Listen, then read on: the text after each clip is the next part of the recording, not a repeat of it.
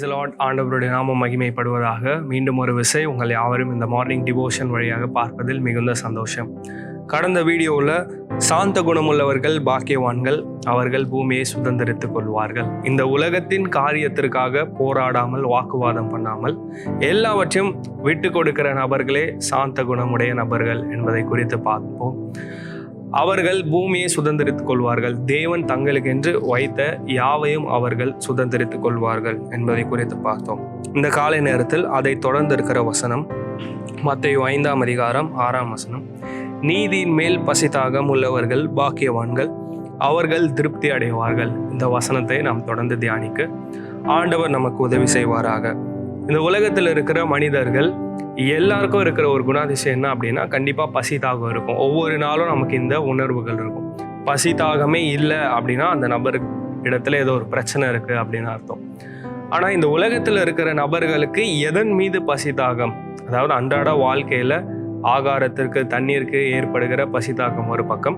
ஆனால் இந்த உலகத்தில் இருக்கிற மக்களுக்கு நிறைய நேரத்தில் ஏற்படுகிற பசி தாகம் எதன் மீது அப்படின்னா, பணத்திற்காக இருக்கலாம், அது புகழுக்காக இருக்கலாம், பேர் பெருமை பதவி, இப்படி உலகத்தின் காரியத்தின் மீது பசி தாகம் நிறைந்தவர்களாய் நிறைய நேரத்துல அதற்கு வெறி பிடித்தவர்களாய் ஓடிக்கொண்டிருக்கிற மனிதர்கள் இந்த உலகத்தில் ஏராளமாக பெருகிவிட்டார்கள். ஆனா ஆண்டவருடைய ராஜ்யத்தில் இருக்கிற நீங்களும் நானும் எப்படிப்பட்ட நபர்களாக இருக்க வேண்டும், எதன் மீது நமக்கு பசி தாகம் உண்டாக வேண்டும் என்பதை நாம் அனுதினமும் சிந்தித்து பார்க்க வேண்டியது அவசியமா இருக்கிறது. இயேசு கிறிஸ்து இந்த இடத்தில் சொல்லுகிறார், நீதியின் மேல் பசி தாகம் உள்ளவர்கள் பாக்கியவான்கள், அவர்கள் திருப்தி அடைவார்கள்.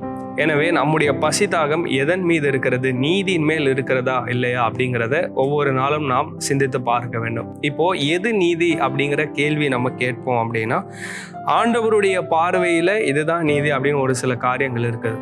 இந்த உலகத்தில் இருக்கிற நபர்களுடைய பார்வையில ஒரு சில காரியங்கள் நீதியாய் தோன்றலாம். ஆனா அவை எல்லாம் தேவனுடைய பார்வையில் நீதியா இருக்குமா அப்படின்னு ஒரு கேள்வி கேட்டா அது ஒரு பெரிய கேள்விக்குரிய. அது ஆமாவா இல்லையா அப்படிங்கிறத வேதாகமத்தின் அடிப்படையில நாம் பார்க்க வேண்டும். அப்போ நீதியின் மேல் பசி தாகம், தேவனுக்குரிய காரியத்தில் நாம் எப்பவுமே எப்படி இருக்கணும் அப்படின்னா பசி தாகம் உடைய நபர்களா இருக்க வேண்டும். ஒவ்வொரு நாளும் பரிசுத்தத்தின் மீது எனக்கு ஒரு வாஞ்சை, அதுல ஒரு தாகம், அதுல ஒரு பசி எனக்கு இருக்க வேண்டும். தேவனுக்கு அடுத்த காரியங்கள், தேவனுடைய ஊழியமாக இருக்கலாம், ஆண்டவருடைய வார்த்தையாக இருக்கலாம், சபை கூடி வருதலாக இருக்கலாம், ஐக்கியமாக இருக்கலாம், ஜெபமாக இருக்கலாம், கொடுக்கிறதாக இருக்கலாம், என்னவாக இருக்கலாம். தேவனுக்கு அடுத்த காரியத்தில் முதலாவது நான் பசி தாகம் உடைய ஒரு நபராக இருக்கிறேனா இல்லையா அப்படிங்கிறதை நான் அனுதினமும் சிந்தித்து பார்க்க வேண்டும். ரெண்டாவது, பண விஷயத்தில் ஆண்டவர் எனக்கு கொடுத்திருக்கிற ஒவ்வொரு காசுக்கும் நான் எப்படிப்பட்ட நபராக இருக்கணும் அப்படின்னா உண்மையான நபராக இருக்கணும். எனக்கு அந்த இன்டெகிரிட்டி எப்பவுமே இருக்கணும்.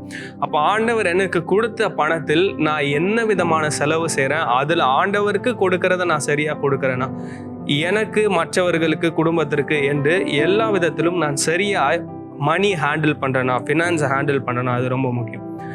என்னுடைய சொல் மற்றும் என்னுடைய செயல்கள், என்னுடைய சொற்கள் செயல்கள், என்னோட வேர்ட்ஸ் அண்ட் டீட்ஸ், இது ரொம்ப ரொம்ப முக்கியம். என்னோட பேச்சு, என்னோட நடத்தை, இதுல நான் நீதியை தேடுறேனா, மற்றவர்களுக்கு தீமை செய்யாமல் நன்மையை செய்கிறேனா இல்லையா அப்படிங்கிறதை நாம் சிந்தித்து பார்க்க வேண்டும். என்னோட சிந்தையில ஒரு மாற்றம் வர வேண்டும். மற்றவர்களுக்கு ஒரு நாளும் நான் தீங்கு செய்யக்கூடாது, என்னால் முடிந்த நன்மையை நான் செய்யணும் அப்படிங்கிற எண்ணம் வரதான் நீதியின் மேல் பசிதாகம். சட்ட திட்டங்களுக்கு, நம்ம ஒரு தேசத்துல இருக்கோம், ஒரு அமைப்புல இருக்கோம் அப்படின்னா we have certain laws and regulations. அப்போ அந்த சட்ட திட்டங்களுக்கு நாம் கீழ்ப்படிந்து உண்மையை நடக்கிறோமா இல்லையா அப்படிங்கிற சிந்தித்து பார்க்க வேண்டும். இப்படி அடுக்கி கொண்டே போகலாம். எல்லா காரியத்தின் மீதும் நமக்கு பசிதாகம் இருக்குமானால் இது தேவனுடைய பார்வையில் நீதி. இது எல்லாமே வசன ஆதாரங்களோடு நம்மளால பார்க்க முடியும்.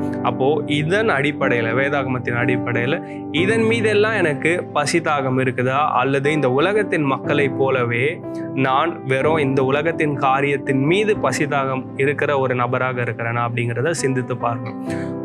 ஒரு உதாரணத்தை சொல்லி முடிக்கிறேன். வேதாகமத்தில் யாக்கோபு என்கிற நபரை நாம் பார்க்கிறோம். அவர் முதலாவது யாரை ஏமாற்றுகிறார் அப்படின்னா, தன்னுடைய தந்தையை ஏமாற்றி விட்டு, அதாவது ஈசாக்கை ஏமாற்றி விட்டு சேஷ்ட புத்திர பாகத்தை என்ன பண்றாரு, பெற்றுக்கொண்டு அதுக்கப்புறம் எங்க போறாரு அப்படின்னா அவரோட மாமா வீட்டுக்கு போறார். ஸோ முதலாவது அவருக்கு கிடைத்தது என்ன அப்படின்னா அந்த பொன் அப்படிங்கிற அந்த உலகத்தின் ஆஸ்தி, இதெல்லாம் அவருக்கு கிடைக்குது. ரெண்டாவது என்ன கிடைக்குது அப்படின்னா பெண். ஸோ அவருக்கு லேயால் ராகேல் இருவரும் மனைவி ஆகிறார்கள். அப்புறம் அவங்களோட வேலைக்காரிகள் அவங்களும் என்ன ஆகிறாங்க, மனைவி ஆகிறார்கள். இப்போ இவருக்கு இதன் மீது பசி தாகம் இருந்ததுனால இவர் என்ன அடையல அப்படின்னா திருப்தி அடையல. இவர் எப்போ திருப்தி அடைகிறார் அப்படின்னா இது எல்லாமே விட்டு உலகத்தின் காரியத்தின் மீது தன்னுடைய பசி தாகம் இருக்கிறத உணர்ந்து யாப்போக்கு என்கிற ஆற்றங்கரைக்கு வருகிறார். அங்கு தனித்து தேவனோடு இருக்கிறார், தேவனோடு செலவு பண்ணுகிறார். அந்த நேரத்தில் தேவன் ஒரு சில காரியத்தை அவருக்கு உணர்த்தும் பொழுதுதான் அவர் இவ்வளவு வருஷம் எதன் மீது பசி தாகம் நிறைந்த ஒரு நபராய் ஓடிக்கொண்டிருந்தார் என்பதை சிந்தித்து பார்க்கிறார். தன்னுடைய வாழ்க்கையை அர்ப்பணிக்கிறார், மாற்றுகிறார். அன்றைக்கு தான் அவர் எப்படிப்பட்ட நபராக மாறுறார் அப்படின்னா யாக்கோபுல இருந்து இஸ்ரவேலாக மாறுகிறார். வரலாற்றில் அன்னைக்கு மிகப்பெரிய ஒரு மாற்றம் ஏற்படுகிறது, மறுரூபம் ஏற்படுகிறது. இது வரைக்கும் அவருக்கு இருந்த பசிதாகம் மாறி இப்போ நீதியின் மேல அவருக்கு என்ன உண்டாகுது அப்படின்னா பசிதாகம். இது வரைக்கும் அவருக்கு எல்லா செல்வாக்கு எல்லா பரிவாரங்கள் இருந்தாலுமே அதுல ஒரு திருப்தி இல்லை.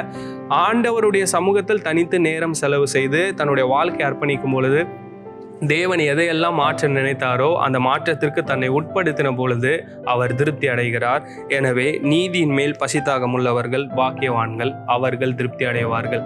ஒவ்வொரு நாளும் ஆண்டவருடைய ராஜ்யத்தில் இருக்கிற நீங்களும் நானும் நம்ம எதன் மீது தாகமாக இருக்கிறோம், பசியாக இருக்கிறோம் என்பதை சிந்தித்து பார்ப்போம். தொடர்ந்து நீதியின் மேல் பசிதாகத்தோடு இருக்க ஆண்டவர் நமக்கு உதவி செய்வாராக. God plus.